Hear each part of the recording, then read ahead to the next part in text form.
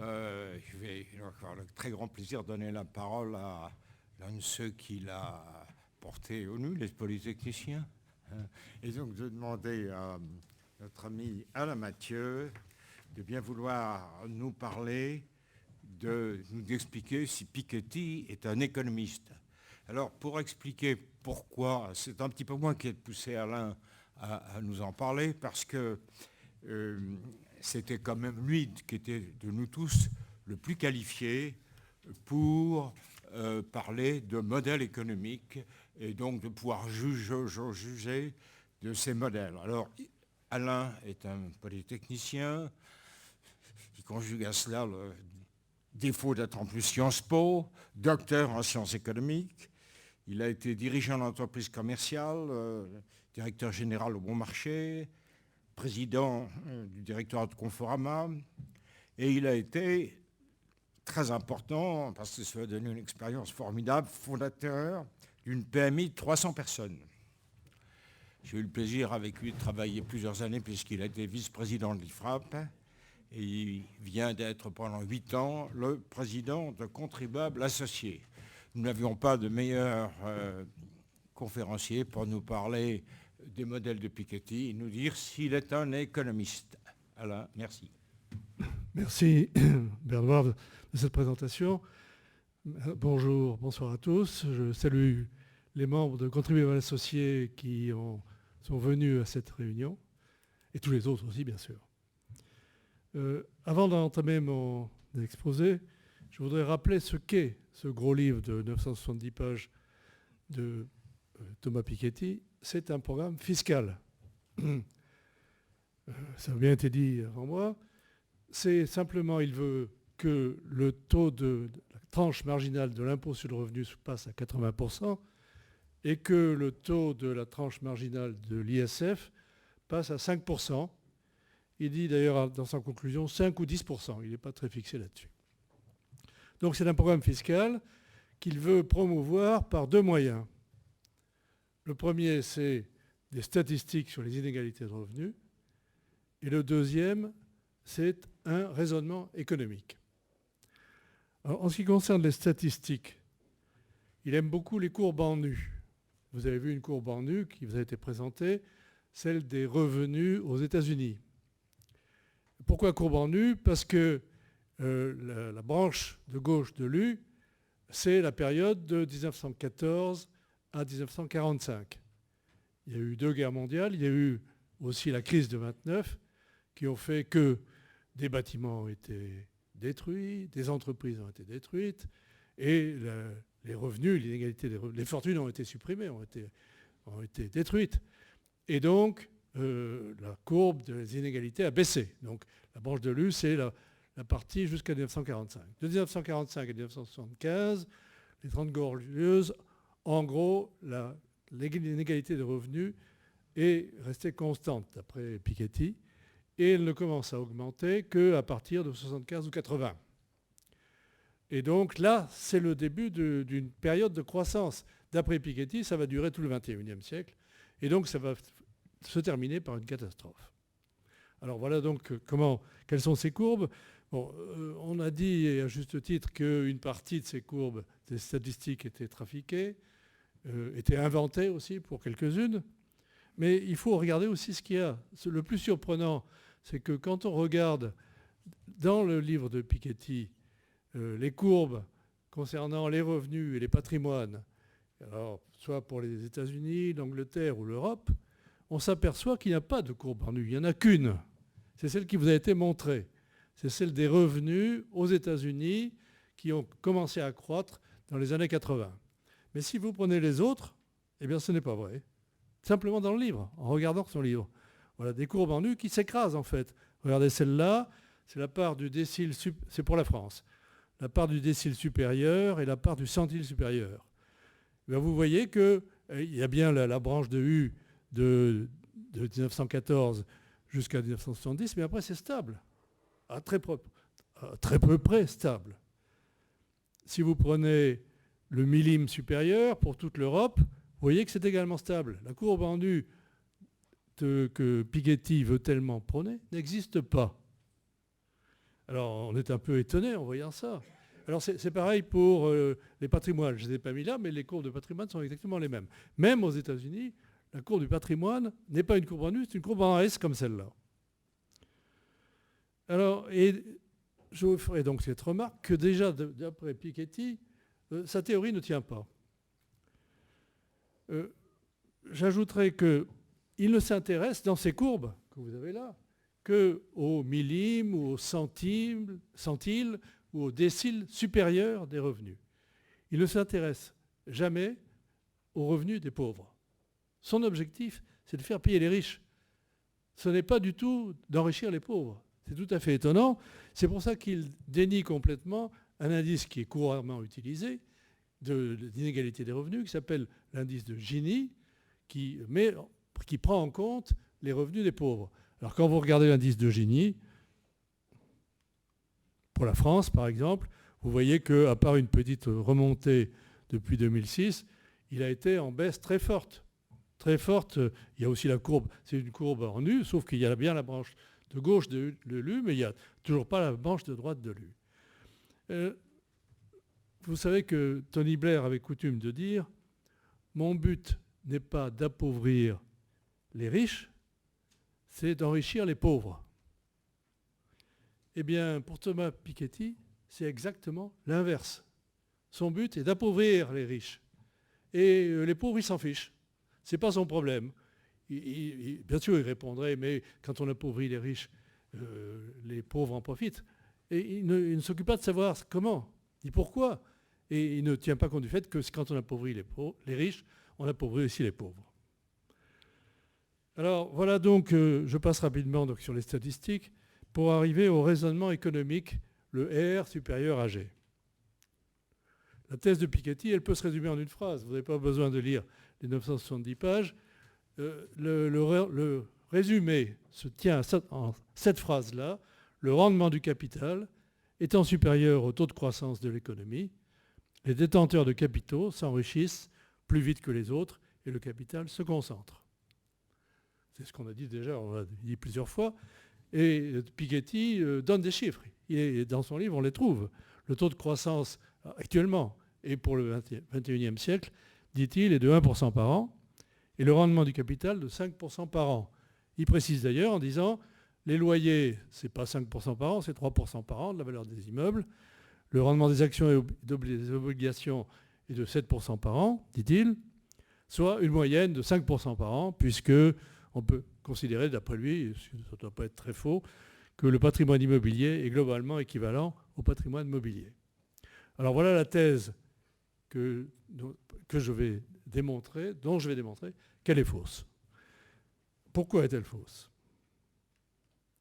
Parce que Piketty raisonne dans l'abstrait.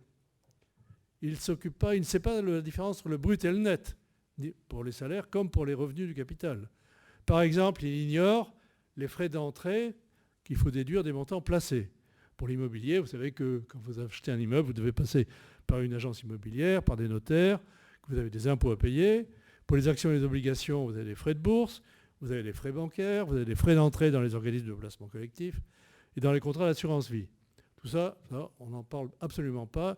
Et il semble ignorer, vous me direz, c'est pas énorme, même si ça fait 10%, le rendement au lieu de 5% serait 4,5%, c'est peut-être pas énorme comme différence. N'empêche que ça existe et qu'il ignore totalement ces dépenses pour le placement du capital.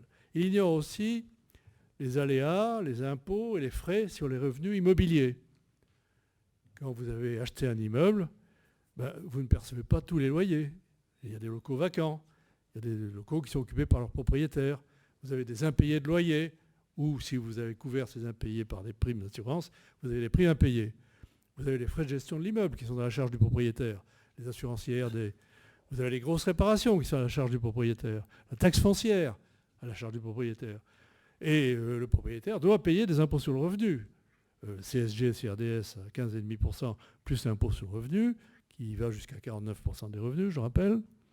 L'impôt sur la fortune, c'est 1,5% du capital. On ne peut pas le négliger. Il existe, il est payé par les propriétaires immobiliers. Et la hausse des prix, on l'a rappelé tout à l'heure, pour Piketty, il n'y a pas de hausse des prix, on ne tient pas compte dans le rendement du capital. Les 5% en question, il ne déduit pas la hausse des prix. Alors que, il faudrait, puisqu'on compare un taux de croissance réel net de la hausse des prix, il faudrait bien aussi prendre le rendement du capital net de la hausse des prix. Mais ça, il n'en tient pas compte. En ce qui concerne les revenus mobiliers, c'est la même chose. Pour les actions, d'abord, il prend les bénéfices des sociétés comme rendement du capital.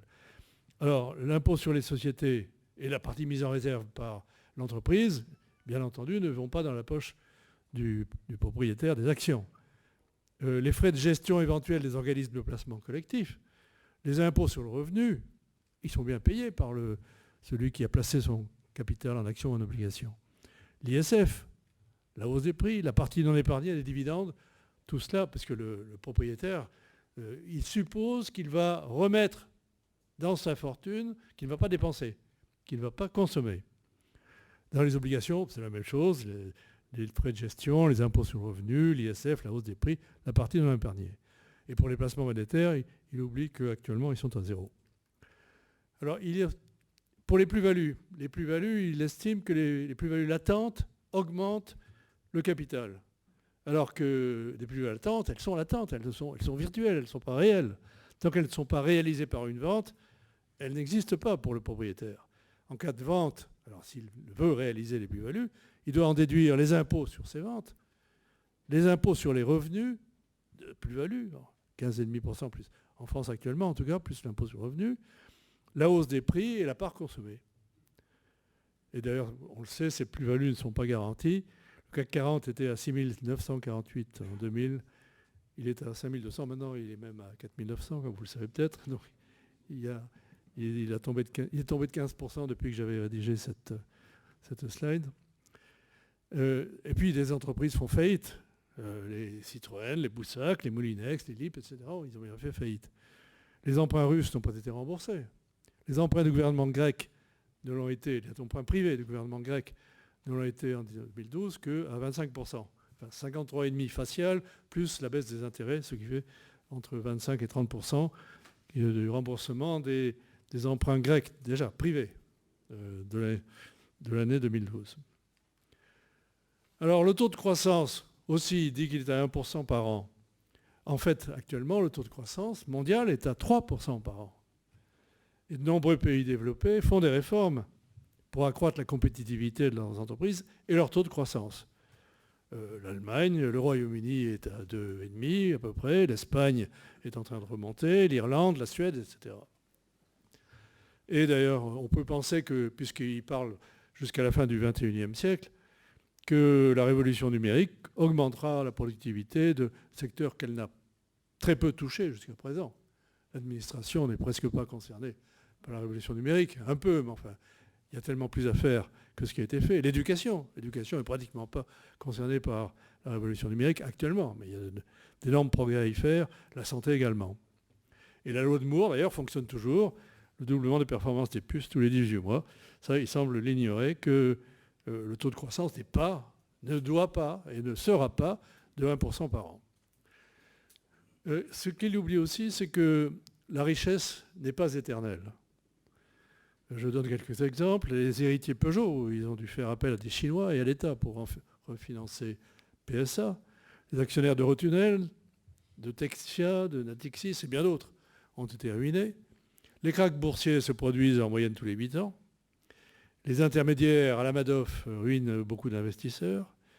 Les redevances de brevets se périment. La valeur des châteaux baisse, l'entretien coûtant trop cher. Vous connaissez la loi des 3 générations. Vous savez que la première génération construit, la deuxième conserve et la troisième dilapide. Et ce n'est pas seulement pour des questions d'éducation qui ne seraient pas bonnes que les enfants seraient gâtés, parce que c'est une règle qui est assez générale. C'est tout simplement parce que la richesse provient de l'innovation. Quand on a créé les premiers hypermarchés, eh bien, les créateurs ont gagné beaucoup d'argent. Quand on a créé les premiers micro-ordinateurs, les producteurs ont gagné beaucoup d'argent. Mais ensuite, la concurrence est venue. La concurrence est venue pour l'électroménager aussi, pour même les compagnies aériennes, le low cost, c'était une innovation. Et ils gagnent beaucoup d'argent. Mais la concurrence viendra. Et donc, l'innovation, ça ne dure pas. Elle est copiée. Et donc, la richesse n'est pas éternelle. Et ça, il semble que Piketty l'ait oublié. Alors, la thèse de Piketty, donc, est fausse. Le rendement du capital, après impôts, inflation, aléas, pertes, crise, est nettement inférieur aux 5% par an de Piketty. Alors, ça varie évidemment beaucoup suivant les individus, suivant le taux d'impôt sur le revenu que vous avez ou le taux d'ISF que vous avez. Votre rendement est différent. Mais on peut dire que c'est de l'ordre de 1 à 3% par an, que la part consommée de ce rendement est croissante, notamment avec les héritiers, que la croissance de l'économie est supérieure à 1% et le sera, et pourra l'être, l'économie globale en tout cas pourra l'être, pendant le XXIe siècle. Donc le capital ne se concentre pas, et d'ailleurs, il y en a eu un exemple, on en a donné tout à l'heure, j'en redonne d'autres. J'ai pris la dernière liste des milliardaires de Forbes, celle de cette année, au 13 février 2015, où ça avait augmenté par rapport à la liste de Bogdan. Il y avait le 13 février 2015, 1826 milliardaires en dollars dans le monde. Dans la statistique, ils disent que 12% étaient des héritiers, 12% seulement dans le monde.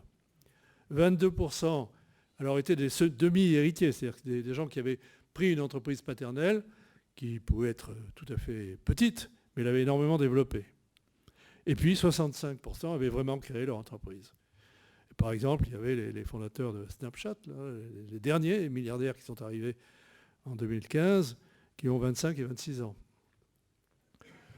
En un an, dans cette liste, 16% étaient nouveaux, dont une bonne partie de Chinois. 8% étaient sortis de la liste.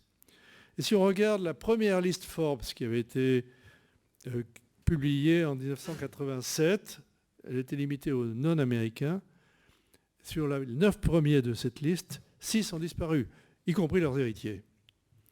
Et les 3 restants, c'est les héritiers canadiens de Thomson, de Rausing, la famille Rausing, des Suédois, Tetra Laval, et japonais de Mori. Vous voyez donc que la richesse ne se concentre pas, elle évolue. Alors, dans son livre, il parle très souvent de Liliane Bettencourt, donc ça mérite qu'on s'attache un petit peu au cas de Liliane Bettencourt, parce que c'est vraiment son ennemi, numéro 1. Alors, il le dit d'ailleurs de différentes façons, et une des façons dont il dit que Mme Bettencourt, ça représente des inégalités totalement insoutenables, arbitraires, remettant radicalement en cause les valeurs méritocratiques sur lesquelles se fondent nos sociétés. Alors, il n'y va pas par 4 chemins pour dire combien le cas de Liliane Bettencourt est un cas vraiment insupportable. Mais on peut remarquer quand même que c'est une fille unique. Il n'y a pas eu de dilution du capital hérité après les droits de succession. Que, contrairement à toute bonne gestion de fortune, normalement, on répartit sa fortune entre de nombreux placements. Là, elle a surtout, le principal de sa fortune, c'est les actions de L'Oréal, et société dont la croissance a été exceptionnelle. On peut remarquer aussi qu'en cas de vente de ces actions, ces plus-values devraient être diminuées du montant des impôts. Alors, Piketty laisse entendre que c'est l'héritage qui est vraiment aberrant. On peut soutenir que si son père n'avait pas pu léguer à sa fille les actions de L'Oréal, de la société qu'il a créée, eh bien, il n'aurait sans doute pas autant développé L'Oréal. Il aurait consacré beaucoup plus de temps, il consacrait tout son temps, bien sûr, à sa société. Il aurait consacré beaucoup plus de temps à dépenser sa fortune. Et donc, ce n'est pas un argument, à mon avis, en faveur des droits de succession. Alors, il y a aussi, pour répondre à la question, est-ce que c'est un économiste, il fait allusion à 2 lois fondamentales, dit-il, du capitalisme, qu'on ne trouve nulle part ailleurs, et qui sont rigoureusement sans intérêt. La première, le rendement du capital sur les revenus est égal au taux de rendement du capital que multiplie le capital sur les revenus. Ça veut dire le rendement du capital est égal au rendement du capital. C'est tout ce que ça veut dire. Alors, c'est une tautologie totale. Lui-même le dit, il emploie le terme, oui, je reconnais que c'est une tautologie. Bon, c'est absurde. Alors la deuxième loi, elle est plus compliquée. Le capital sur les revenus est égal au taux d'épargne sur le taux de croissance à long terme. Alors, qu'est-ce que c'est que ça, cette loi ? Capital sur le revenu, c'est effectivement dans un pays, c'est bien connu. Enfin, il y a un certain rapport entre les capitaux, les investissements, l'immobilier, etc. et le PIB, qui est en moyenne de 4 à 7 suivant les périodes et suivant les pays. Le taux d'épargne, bon, ça c'est bien connu, c'est un pourcentage des revenus qui, suivant les États, les pays, est compris entre 0 et 40% pour la Chine, par exemple. Le taux de croissance, bon, c'est aussi quelque chose qui est connu, c'est un pourcentage annuel de 0 à 12%.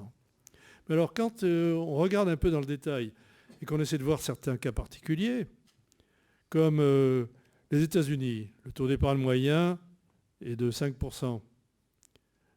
On arrive que taux d'épargne de 5%, on devrait avoir... Donc, on ne retrouve pas du tout la loi. On trouve 6 égale 2. On est quand même loin. Si on prend le Japon, par exemple, le Japon qui a eu un taux de croissance qu'on peut dire nul ou à peu près nul depuis 1990, eh bien, d'après cette formule, le stock de capital serait infini. Bon, vous voyez que c'est des lois qui non seulement sont sans intérêt, mais sont absurdes. Alors, bon, il essaie de montrer qu'en ayant découvert ces fameuses lois, c'est un esprit scientifique. En réalité, c'est complètement raté. Il y a même plus, puisque... Alors, quand même, là c'est même énorme. Il ignore, mais totalement, la loi de l'offre et de la demande. C'est vrai que la loi de l'offre et de la demande dit que quand la demande augmente, les prix montent, les bénéfices des producteurs montent, et cela attire une production supplémentaire. Eh bien non, regardez, la phrase que l'on trouve, c'est même à la page 23, c'est dès le début de son livre, à ce sujet-là. Voilà ce qu'il dit. Si un bien est en offre insuffisante et son prix trop élevé, la demande doit baisser. C'est incroyable. Il ignore les entrepreneurs qui vont créer de l'offre supplémentaire. Il ne veut pas, ça fait partie de la psychologie du personnage. Le riche, l'entrepreneur, n'existe pas. Alors, le nouveau Marx, ce sont des citations que je vais donner parce qu'elles éclairent bien la psychologie de Piketty. Quand il parle de Marx, il écrit dans ce livre, « Quand on disserte sur la répartition des richesses, la politique n'est jamais très loin et il est souvent difficile d'échapper aux préjugés de son temps. » C'est au sujet de Marx, je vous rappelle.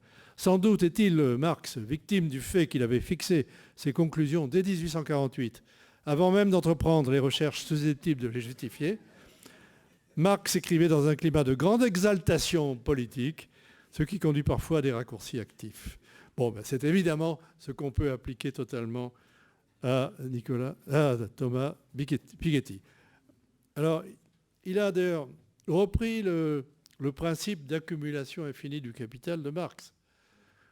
Comme lui, puisque c'est ça sa thèse, c'est que le capital va s'accumuler de façon infinie, et donc on arrivera à la catastrophe.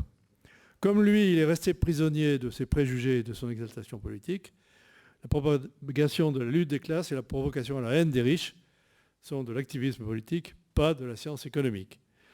Et je conclus en le citant.